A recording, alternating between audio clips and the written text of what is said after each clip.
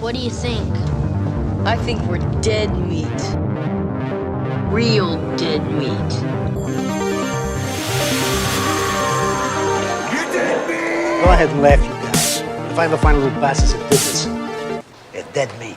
Hey, welcome to the Dead Meat Podcast. This podcast is an extension of my horror channel on YouTube, Dead Meat. I'm James A. Janisse. I'm Chelsea Rebecca, and we're boyfriend and girlfriend, and we like to get scared together. Yeah. So today we're just going to do a tease of what the podcast is going to be to get you excited. Yeah, so since this is our premiere episode, we just figured we'd give a little overview of our individual experiences and histories with the horror genre, and a little bit of an overview of the things we want to do with this podcast.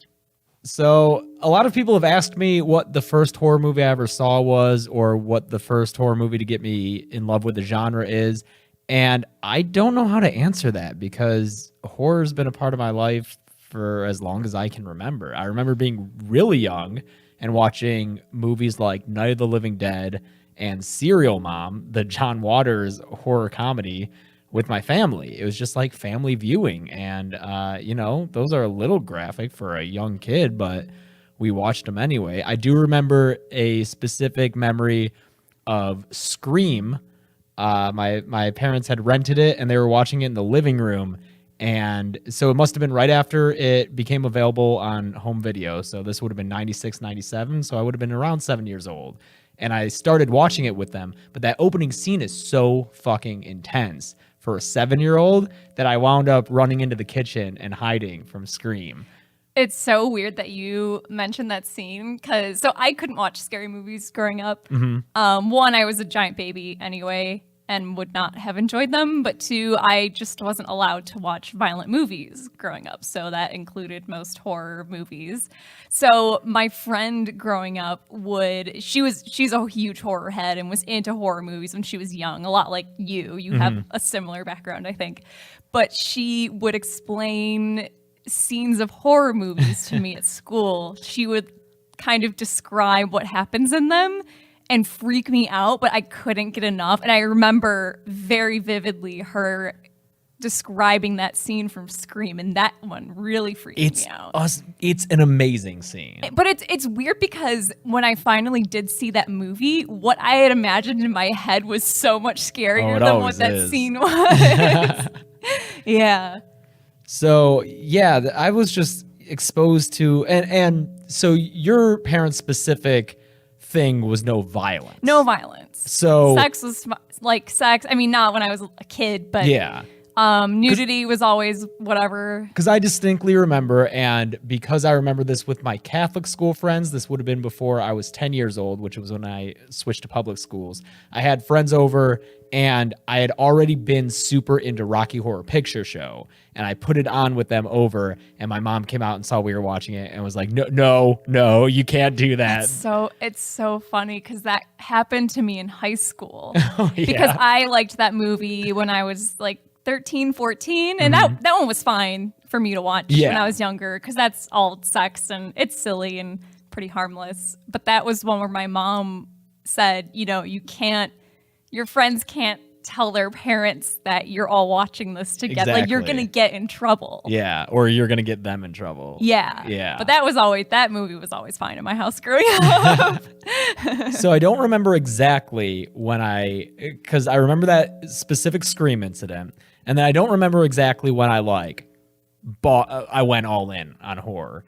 But I do know that probably starting around 2002 and going into at least 2004, because that's what the files on my computer are dated, last modified sometime in 2004, I ran a horror movie website that I specifically learned how to do simple HTML coding, and had this horror movie website with my friends. And of course, I was the ringleader of it, but I had like a group of friends. And so we would have horror movie parties where they would come over for 2 overnight stays. Like, it'd be a weekend. It'd be like Friday and Saturday night. They're there in my basement. We're all hanging out, and we would watch just horror movies. Like, one would end, we would put on the other. We would watch the entire, big series, like Halloween series or Nightmare, and those take days to get through. And the whole time that we would watch them, because I had this website, I would write down the body count, and I would write down how people died and when they died and what weapons killed them. And then we would, at the end, give out awards. Favorite character, funniest character, coolest death. Sound familiar? And so literally the basis for Dead Meat has been with me since I was a preteen, an adolescent. And I've been doing this shit since then. I mean, I stopped. I haven't been doing it straight through, but when I got back into it, it was like just slipping on an old pair of shoes. Yeah, for me, it was the forbidden fruit kind of thing. So once I got in, I was in college, and I watched some in high school at sleepovers and stuff, but I got really into horror in general in college once I started discovering some of the weirder ones that are a little less. Do you remember any that kind of triggered your interest or like made you think, oh, this is what horror can be? Definitely Night of the Living Dead. I remember seeing that and thinking it was so interesting, and interesting beyond it just being scary, just how it kind of relates to the time period it was made in. And I think maybe realizing how much you can learn about specifically American history and American culture through horror. I think horror is such a great way to learn about history, and because, what we're afraid of says so much about the time that we live in. Yeah. And so I think that movie and movies like it are ones where I really just had it confirmed that horror was something really cool and special. Yeah, and you even took, because in college, I was in a different relationship, my only other long-term serious relationship, and she was not interested in horror, so it was one of my interests that got kind of set aside for the 2 years I was with her, which sucks. And so I didn't wind up taking this class that I had eyeballed the whole time. Man. But that you took. And it was my favorite class in college. Because we were both in the film program at University of Michigan. Yeah, we definitely knew each other. We'd been friends for a little bit. We were friends. That's how we met, was through the film program. I mean, the film students there were pretty tight. There's a ton of us out here now. And how long has it been since we've graduated? It's 7 years for me. Holy fuck. And it's 6 for you. Yeah. And we still hang out with the people we went to college with, which is amazing. We see them every week. Yeah. But you took this class. I took a horror theory class, and it was the best class, hands down, that I took. You want to shout out the professor? Mark Kligerman at the University of Michigan. I know he teaches this class every few years now because it was so popular. I think he rotates. He does an animation course that I've heard is really fun. But he's the best, and he really, really got me thinking more about the genre beyond just surface level enjoyment of it. And that class just really stuck out to me as something where I just felt really engaged with the material, and I learned so much. And he showed us just fucked up shit in class, and I loved it. I've seen snippets of so many horror films that I would have never seen otherwise. Like, that class is how I learned about The Entity. Do you know what? I actually don't know that. Oh, man, that's a fucked up movie. Yeah? It's a movie where a woman is sexually assaulted by her house. Oh. Yeah. Okay. Which sounds like it could be a silly concept, but it is scary as fuck. Yeah, that's weird. Yeah. Well, there's another important little focal point of horror that stands out to me in my life is one of the first movies we watched together as a couple. Do you remember? Oh, It was in the big room.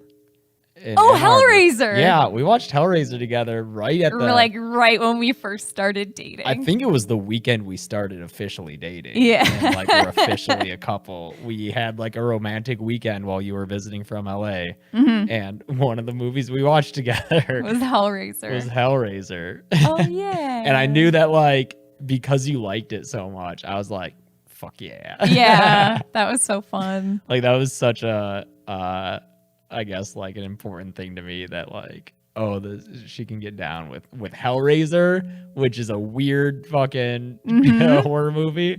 Yeah. Yep. And then we moved out here, and I would make sure that we would keep watching horror movies occasionally, usually during the Halloween season. But yeah, it wasn't until I began plotting for Dead Meat because I just wanted to do an independent channel, and I was like, horror movies is something that I know really well, and that I miss being really involved in. And now they're just so important to us because they are what allow us to work together at home, which is great. Yeah, it's really amazing how much horror's kind of changed our lives. Yeah. For the better. Really has. It's so incredible. This is honestly the happiest I've been in my life, I think, because we both work from home. We're our own bosses. And it's great. And we're doing stuff that we enjoy. And I know that, just to stem off a question, because I know someone is probably thinking to themselves, but don't you ever get sick of just always watching horror and stuff? No, not right now. Like, this isn't what I want to do for my entire life. But right now, I'm cool with, like, my life being so about the horror genre for a few years, you know? Mm-hmm. There's so much to explore, and it's so interesting. And I think that's one of the reasons I like it, is just because you get to see shit that you don't see in other movies. Like, we both went to film school. We've seen a lot of movies. Yes. A lot of movies. Yep. And we've seen the best movies, and we've seen the worst movies. We, the two of us in particular, really enjoy watching bad movies. Oh my and God, just yeah. enjoying them together and laughing And I mean, at them. I'm not even talking acceptable bad movies like The Room and Birdemic. I'm talking about ones where it's bottom of the barrel Netflix. Yeah. God, what was it fucking... Monkey Up. I remember it. It's seared into my brain. Go watch Monkey Up. Don't go watch Monkey Up. What are you telling them to do? I just, for some reason, one night we got a hankering for talking animal movies. And we went and tried to find which one looked the weirdest. And it was that one. Oh, God. What a mess. Yep. And Food Fight. Oh, God. So we have seen the gamut of movies, but horror offers something unique. And I know that you're less into the whole trying to get scared thing than me. I'm always looking for something that will scare me. That's the thing where I think I differ a little bit from other horror fans is I hate, it's not that I hate being scared. I love being scared. I love being disturbed and creeped out. Mm-hmm. I hate being startled. Yeah. I despise it. She hates jump scares. I hate jump scares. If Sinister. if I don't mind getting spoiled, I'll Google the jump scares ahead of time so I know they're coming. I don't know, man. It's something in my DNA. It's like a primal animal thing. Yeah. Just sudden loud noises, something in my body. I hate it. And it's so unpleasant. And that's one of the reasons we'll never be one of those couples with a channel where they like prank each other. Oh man, like, I hate those. I would just, you would leave me. If I'd be miserable. That's not fun at all. Someone just in my live stream today told me to record myself waking you up by screaming in your face, "Welcome to prime time, bitch." And I'm like, that's my girlfriend. Yeah, that sounds that's awful. the woman I love. No, I'm not going to do that. Oh my God. Yeah, no, thank you. Yeah. Let's borrow something that our great friends, the other horror podcast, Horny for Horror, that's the number 4. The number 4. I should know their little, I almost call it a jingle. It's not a jingle, but their little bit. Yeah. It's Horny for Horror. Horny, the number 4 horror. Yeah. And in their first episode, they talked about their favorite horror movies. Now, I've talked at length about how my favorite horror movie is John Carpenter's The Thing. If you want more details about that, go ahead and find the videos. There's one in particular, my collaboration with Foundflix, What's Your Favorite Scary Movie? Which is actually interesting because I'm going to have you as my next guest on What's Your Favorite Scary Movie. Mm-hmm. So you want to give a little preview of what movie you'll be discussing? It's hard. You haven't decided for sure It's yet? hard for me to pick tough, a favorite because I could name 5 or so that I love. Yeah. Ones that I'm leaning towards. The Shining. Yeah. I think The Shining is great. Everyone thinks The Shining is great, which is making me maybe not want to pick it because it's a movie but that's been talked to death. I mean, there's a reason though. It's so good. It's made by one of the best filmmakers of all time. That's very true. Yeah.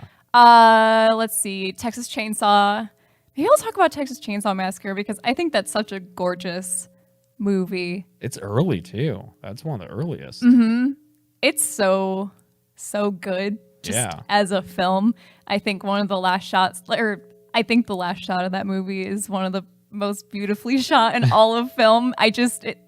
it just makes me feel things I when remember I think about it. when I was like doing my horror movie website, which was called Horror Movies for You. Yeah. It was like horror movies for The you. number for you. I don't think it was the number. It was all capitalized you. Okay. With an exclamation point. I don't think it's anywhere online. You can try to find it. I think it was an Angel Fire site. But I do remember Texas Chainsaw Massacre being one where it was like a little scary. Yeah. It was one that I held off on because I was like, this one's a little like Halloween's cool, Friday the 13th, whatever.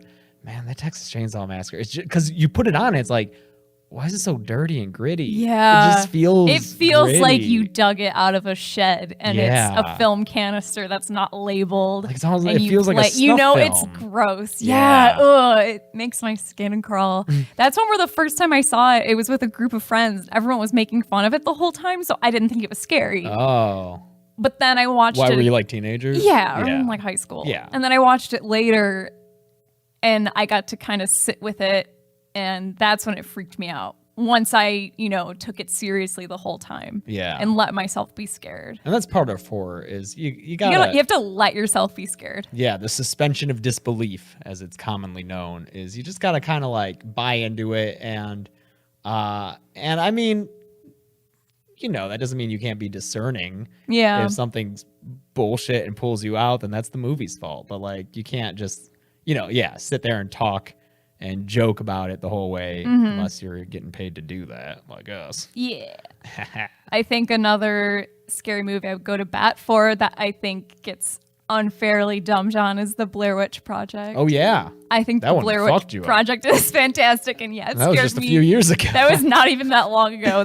We'd been dating for about a year, and Yeah. I'd never seen it, and we watched it, and the ending of that movie, It's so scary. it's so fucking scary. so I don't scary. understand.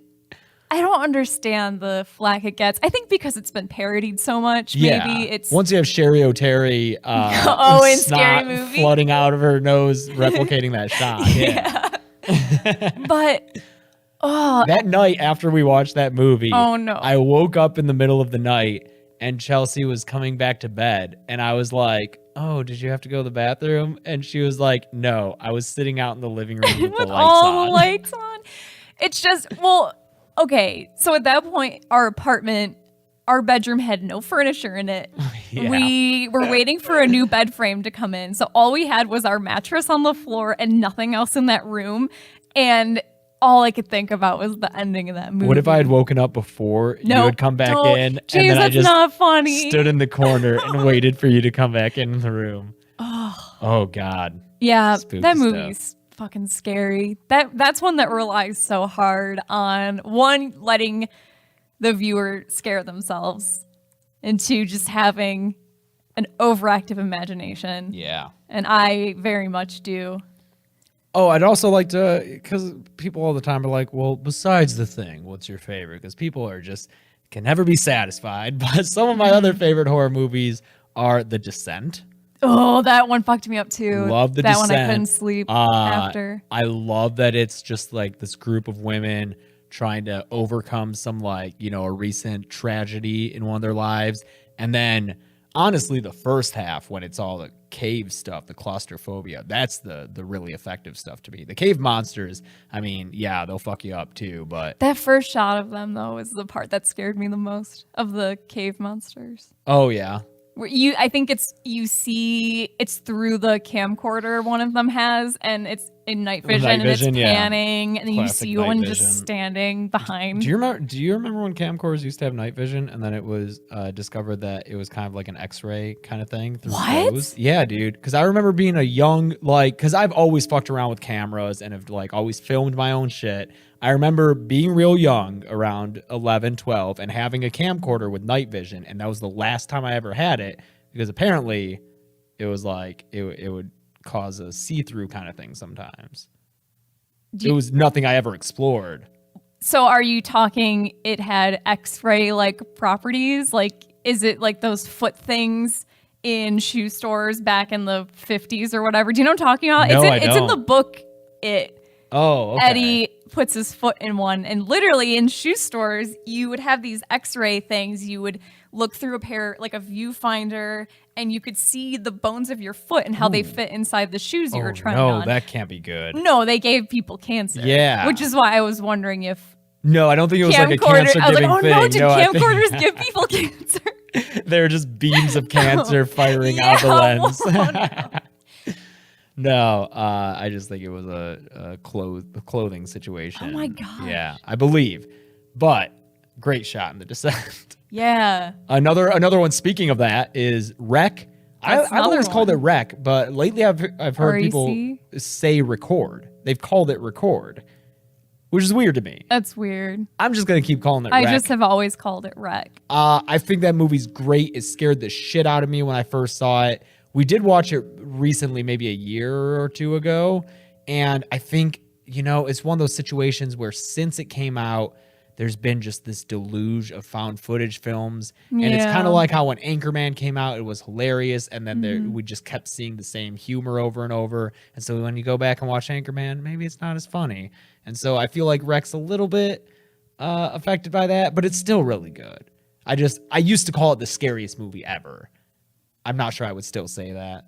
It's scary though. It's pretty scary. That ending. The ending is great with Javier Botet. Yes. Yeah. Yeah. Who is going to be Slender Man? I'll also, it's nowhere near one of my favorites, but if how you defended Blair Witch, I'll defend Paranormal Activity because I feel like that gets shot Yeah. on a bit too, and I think that's You really like that effective. movie a lot. Yeah. I liked it. I had a good time. Yeah, and I remember the third one being really good too. But that first one just, as I saw it in college while I was studying psychology, and I was like, holy shit, this movie is conditioning the audience to be afraid of a shot. Because Yes, every time the it shot goes of the back to the shot of the bedroom, you're Yeah. like, oh no, what's gonna happen? And it's like, wow, this movie fucking conditioned us. Like Yeah, it's behavioral that's conditioning. true. So I really appreciate that. Yeah.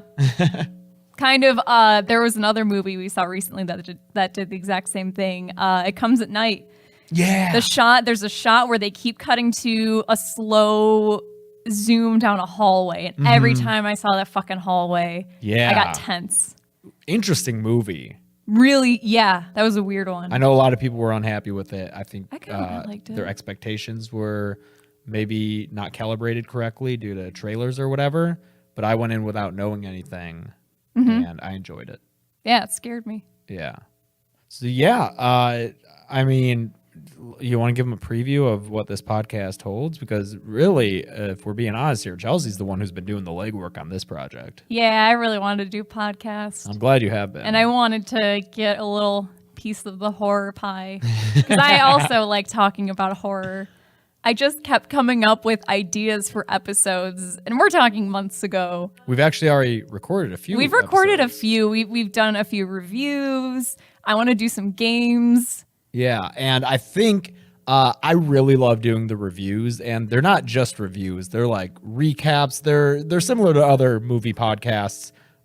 We go through the general plot of each movie. Yeah, while commenting on it. Yeah. We like we said have studied film. We have degrees in film studies and production, and so we love movies. Yeah. We love talking about them, but we're also, not everything has to be Citizen Kane. We love bad stuff.